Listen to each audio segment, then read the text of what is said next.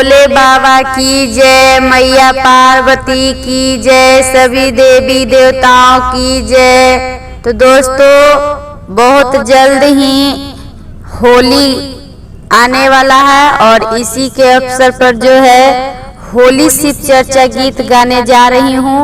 अगर आप सभी को हमारा ये गीत अच्छा लगे तो वीडियो को लाइक शेयर एंड कमेंट कीजिएगा और चैनल पर नए होंगे तो चैनल को सब्सक्राइब जरूर कर लीजिएगा। दोस्तों आइल फागुनमा लेके सबुनमा भोला के मन अगर आ गईले, आइल फागुनमा लेके सबुनमा भोला के मन अगर आ गईले, भोला के मन अगर आ गईले, भोला के मन अगर आ गईले, आइल फागुनमा लेके सबुनमा भोला के मन अगर आ गईले, आइल फागुनमा लेके सबुनमा भोला के मन अगर आ गईले। सुना हो पार्वती मना मोरी बतिया, सुना हो पार्वती मना मोरी बतिया, आइल फागुनमा लेके सबुनमा,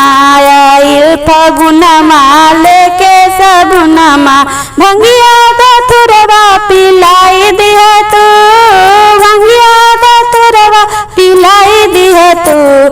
आइल फागुनमा लेके सबुनमा भोला के मन अगर आ गईले,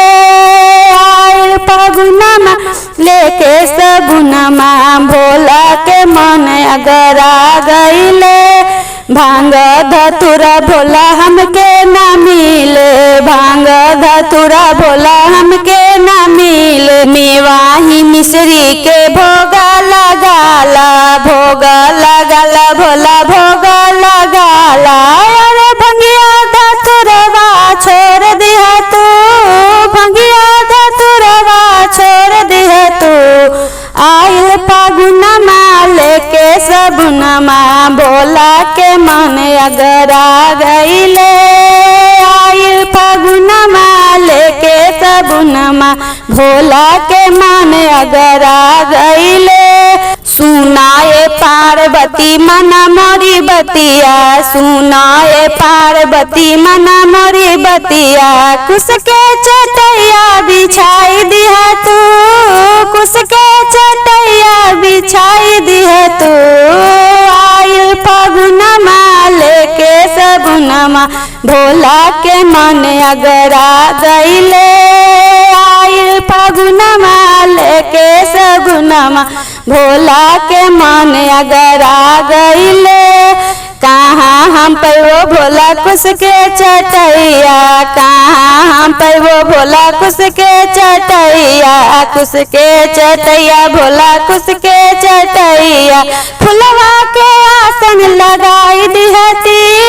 फुलवा के आसन लगाई दिहती, आइल फागुनमा लेके सबुनमा भोला के मन अगर आ गईले, आइल फागुनमा लेके सबुनमा भोला के मन अगर आ गईले। सुना सुना पार्वती मना मोरी बतिया, सुना सुना पार्वती मना मोरी बतिया, गंगा ही जल से नहवाई दिया तू, गंगा ही जल से नहवाई दिया तू,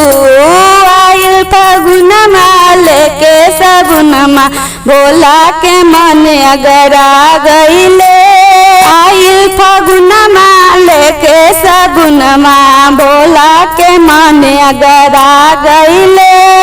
सुना सुना भोले दानी मना मोरी बतिया, सुना सुना भोले दानी मना मोरी बतिया, कहाँ से पैबो भोला गंगा जी के पनिया, कहाँ से पैबो भोला गंगा जी के पनिया, जटवा से गंगा बहवाई दिया तू,